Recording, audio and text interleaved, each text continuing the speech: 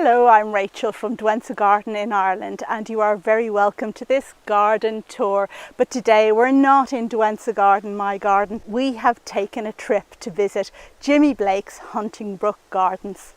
Now, if you're Irish, you know Jimi because he's appeared in lots of television programmes and he's very well known in the country.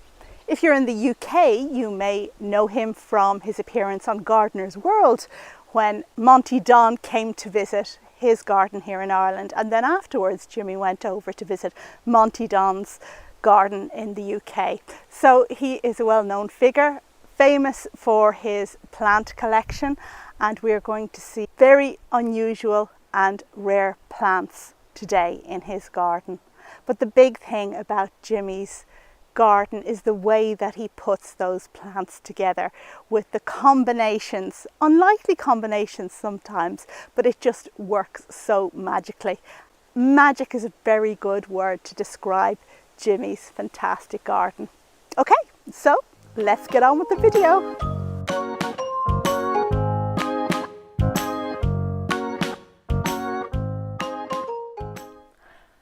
It's August and we're visiting Hunting Brook Gardens, nestled in the foothills of the Wicklow Mountains. This garden is made up of 5 acres of contemporary exotic gardens and 15 acres of woodland gardens and valley. Today we'll be exploring the exotic gardens and talking with Jimi Blake, the garden's creator. We have visited Hunting Brook before, and in fact I have a whole playlist of these videos on my channel, but each visit to Hunting Brook is its own experience. Each year the garden is different and unique. It's a constantly evolving canvas. In the words of Monty, Hunting Brook is a garden that is endlessly beguiling, and however many times you visit it, you always find something new. I certainly agree with that and can tell you that I have seen so many changes since I was a student here some 13 years ago. Hunting Brook Gardens began in 2001 when Jimi Blake left his position as head gardener at Airfields in Dublin, looking for a new challenge. He was lucky enough to secure 20 acres of the family estate and set about creating his very own dream garden. Jimi's planting style is creative and unconventional. He constantly tries out new ideas and doesn't play by the rule book. In the winter of 2001, Jimi's log cabin arrived from Poland, and he now shares this with his Old English sheepdog Doris and long-haired dachshund Billy. In May 2002, the gardens opened to the public for the first time. Jimi Blake is a self-confessed plant nerd and is on hand today to talk to us about some of the garden's recent changes and additions, including the sand garden. And he'll also be giving us his top picks of plants looking great right now. I'm here today with Jimi Blake of Hunting Brook Gardens, an old friend of mine, although neither of us are very old, are we, Jimi? Not at all, we're getting younger. Absolutely. Our plants are keeping us young, isn't that right? Absolutely. And we're in your beautiful garden today, which has changed so much since I was here last. I was here at some stage before lockdown, but you've done so many things. Tell us a bit about what you've done. It's changed a lot, I suppose, in the few years. Because at the very start, the first lockdown, I was literally just starting a project here on putting in these sand gardens and new woodland beds. So that was a big project, and it nearly doubled the size of the planting area of the garden.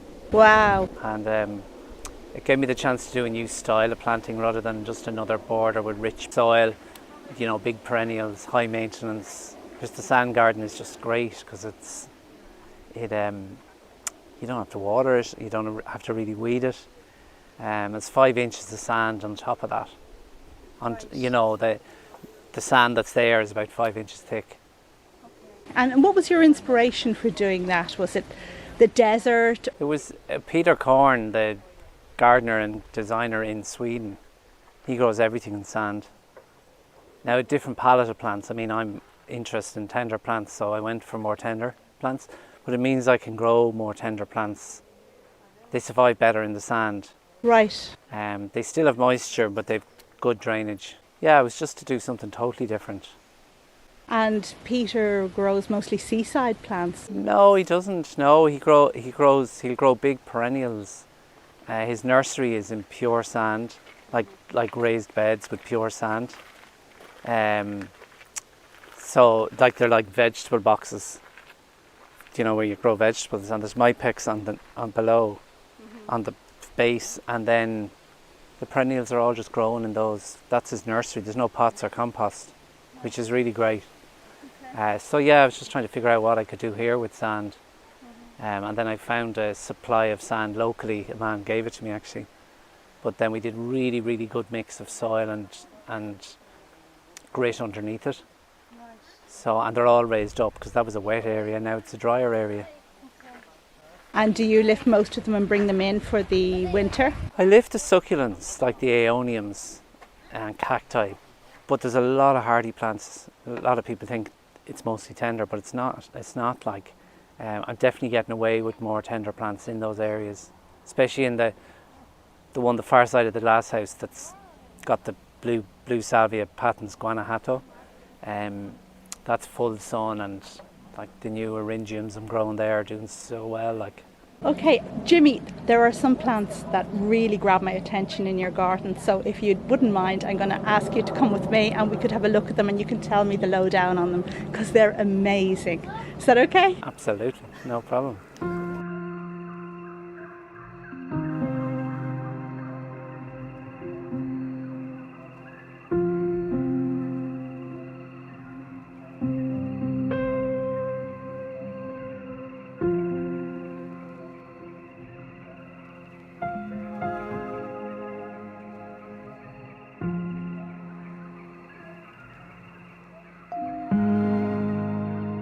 Jimmy, I absolutely love the colour combinations you have here in this border. It's fantastic. What do you even call that colour there on the gladiolus? Jeez. I'm not great at describing colours. Is it like a dusty pink, kind of smoky pink? Yeah. I don't know what you'd call it. And it's a very bright day today, but I imagine when the light is more subdued, the richness is going to really come out. They're lovely, and they've done well this year because we haven't had that much rain and wind. You know, usually they get battered around here. They're staked a little bit, are they? Oh, that one is staked a bit, yeah. But it's quite nice with this Dahlia burlesca. Dahlia burlesca has that gorgeous shade in the flower. It's a pompon dahlia. Very, very nice one. And then the amaranthus velvet curtains. Which is an annual that you raised from seed this year? Yeah. They don't usually do that well with me because we don't get hot enough, but this few weeks now are doing it a lot of good. And there is a particular dahlia that really caught my attention. It is absolutely amazing with its dark foliage and big single flowers. Tell me, what is it? I have to get one. It's one of my own seedlings. So no it's not way! Named. Yeah, they were just a batch of seedlings I had. Now I lost a few of them a few years ago, but there's only one of them, that one with the big single. Just selecting out the best of them. It's a really good one, and they've really strong stems. They're tall. 'Cause so much of the new dahlia varieties are too low. Yeah, they're too short, aren't they? Too short, and they get swamped in beds. So that one's great. We're going to name that one after my mum. There'll be loads of plants named after her. We found a snowdrop in the spring and we named it after her as well.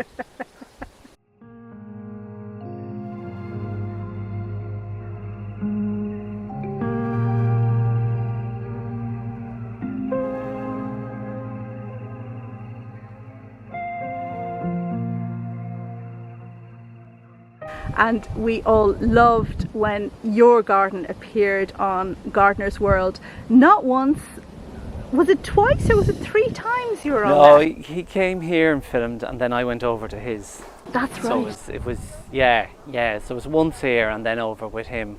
I remember walking through the garden, starting to film, and I was like, "Gosh, tell me what you're going to ask me." He's like, "No. If I tell you, then it won't be natural." So I learned a lot from him actually, because he is amazing as he delivers on camera. Yeah, he's a very good public speaker as well. Speaker, like, so.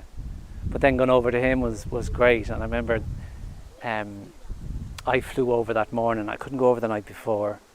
I was to get there by lunchtime, and I had a hire car, and the sat nav stopped working. So I was dashing around these tiny roads because he lives fairly rural. I was like, oh my God, I'm going to miss it now after all of this. And eventually they got through to me on the phone, and they came and got me and brought me over. And it was lovely to be there. Like, it was. I really liked his garden. It was. It's very different from yours, isn't it? It's very different. Very formal. It's formal, but very wild as well. He's got the structure. Probably for me, probably too much hedges, and and I think he has brought down the height of hedges. Maybe somebody said to me, but you said that to him on the programme, didn't you? Did I? You said you don't need another hedge. They love that, and his wife loves that sort of garden. But yeah, he's a new garden, a new place in Wales as well, kind of much wilder.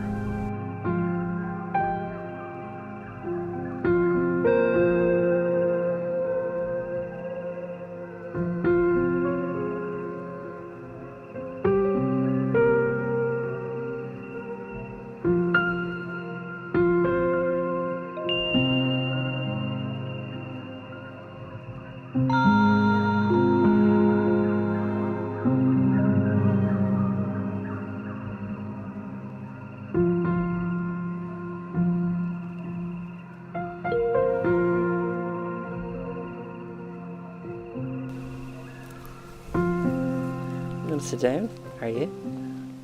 So what you got beside you there, Jim? So this is a really good salvia called Pong. It is one of those small flowered salvias, but it's actually a really big plant. And it was William Dyson, who owns the salvia nursery in England, Dyson's Salvias, I think. He said to me, you have to have this one. And even though it's getting a bit of shade here, it's still doing really well. So I've propagated a good few for next year for the main border, because any of those small flowered salvias, they die if I put them in the borders. They get cluttered. Oh. They just don't do, but they're doing really well in the sand garden because there's not as much around them. Right. But that's one worth keeping an eye out for, Pong. And any of the small flowered ones, you cut them back by 2/3 in spring. Okay. Every spring. Then you end up with, a good plant with a lot of flowers. Very good advice there. And how would you deadhead? Deadhead, yeah. I haven't done any deadheading on that. It's once most of the flowers are gone, just go down to just above not like that, just above the leaves. So go down along the seed head, cut it off just above the highest leaves. Okay. Don't know if that one produces. And maybe it does produce seed, but I'm propagating them in sand, pure sand salvias, and definitely doing them early. Like, I think into August is too late for salvia cuttings because they rot in winter. Right. They're much better off done from any time. If you can get even old wood, I was finding that I could take old wood cuttings on early in the year, like in April, and they root it in pure sand. Tall cuttings, not small.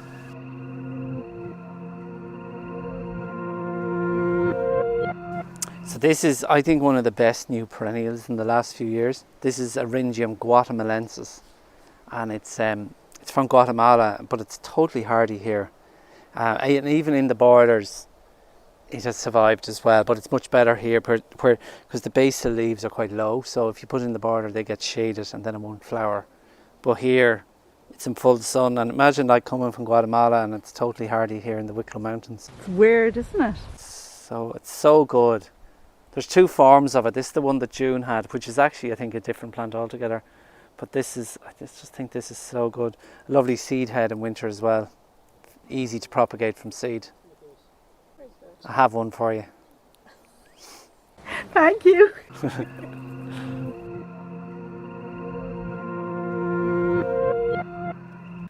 But the Iringium is not the only plant I come away from hunting Brook with.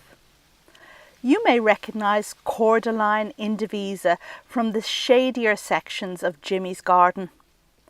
This exotic looking tree looks very like a palm tree. And although its sister plant, Cordyline australis, is perfectly hardy in Ireland, Cordyline indivisa is just that bit fussier. I should know. I've tried growing it several times. Wish me luck with this one. It's a pity we don't have time today to explore Hunting Brook's valley and woods, but instead there's still lots to see in the main gardens. You will have noticed how often dahlias are used in Hunting Brook. This is because this group of plants produces masses of flowers in late summer, and there is enormous variety in flower colour and shape. There are mainly two types of dahlia on display today in Hunting Brook. These are dahlias from Group 1, the single-flowered group. Many of the ones we see here, like the giant red that Jimmy is going to name for his mother, are unregistered and have been grown from seed collected here in the garden. You can do this too. It's easy to collect dahlia seed, and even if you collect it from more complex flower forms, the resultant baby dahlias will be single-flowered.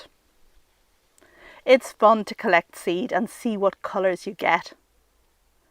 Your timetable should be something like collect seed in October, sow on heat in March, and expect flowers in summer.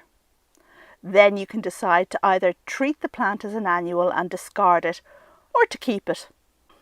You should note that all, yes, all of the dahlias we see today are lifted in autumn and stored frost-free over winter. The second dahlia group on display today is the ball group, Group 6. Many people confuse ball dahlias with pom-pom dahlias, and if you want to explore the subject further, do check out the video I made on different dahlia types, which I'll link to above. Ball dahlias and pom-pom dahlias produce a very definite structure, and they work fabulously here as a contrast to more airy plants. Jimmy has finished talking to us for today and has had to return to his garden visitors, but if we listen very closely, perhaps we can hear some snippets of that conversation, especially a recommendation on the best ball dahlias. Cornell Bronze is the best one, and you will get, like, it is fairly available. That's an orangey one. Yeah. And salvia. Oh, you're not into orange. You're in the wrong garden.